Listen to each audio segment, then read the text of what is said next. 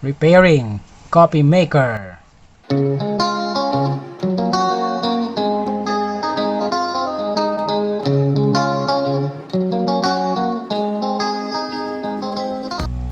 Let's first the outlet, setting to AC, turning on the breaker. Check the outlet.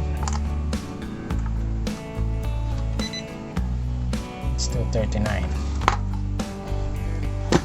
Turn off the breaker, then plug,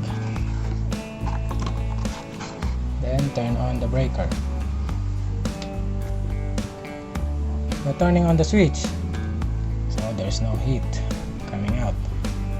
So turn up the breaker, pull out the plug. We need to check the heating element, the switch, there's a continuity, and also the fuse, the thermal fuse. First thing we must do is to check the heating element. Set to resistance checking, and test the heating element. So the reading is 64.3 ohms. This element is good because there's a resistance. Let's check the continuity of the switch. There's a continuity.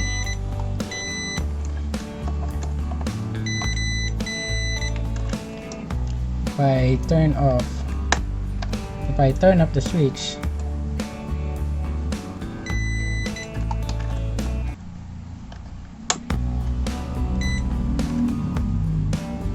there is no continuity.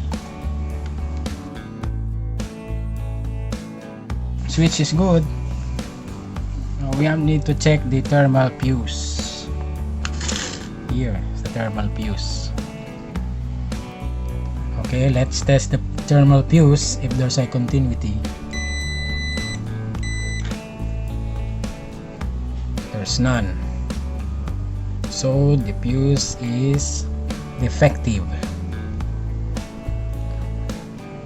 That's why there's no continuation of current flowing here up to here. We have to replace this thermal fuse for this coffee maker to work. Bought this fuse with a rating of TF240, 250 volt, 10 ampere. So the rating of this fuse is the same also with the rating of this thermal fuse. So let's change it.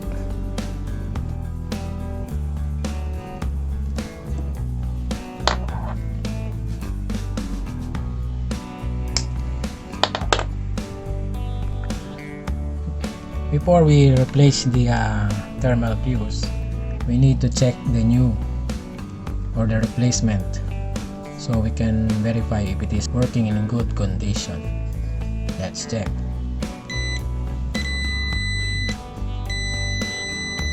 So the thermal fuse is okay.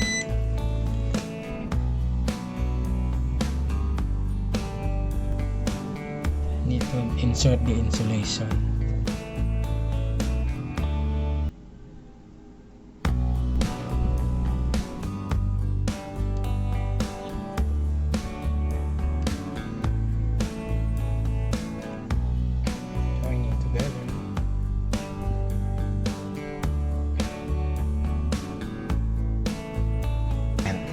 So I will return now the fuse to the plate of the heating element.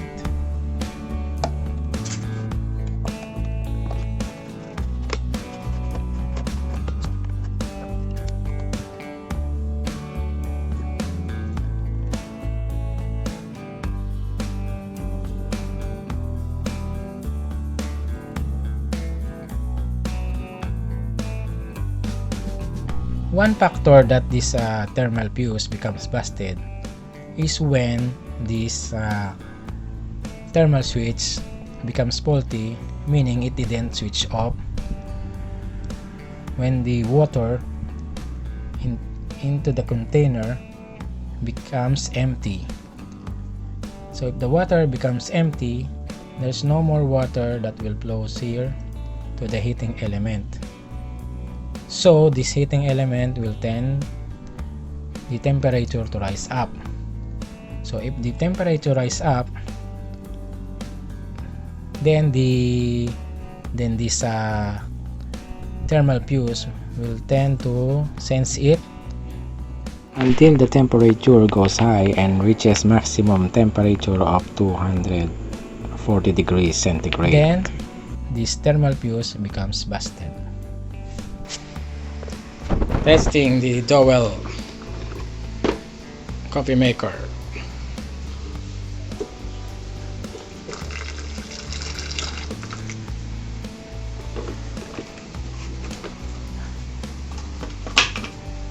Plug, turn on.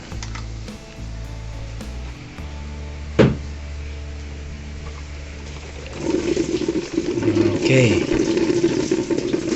it's working. Okay,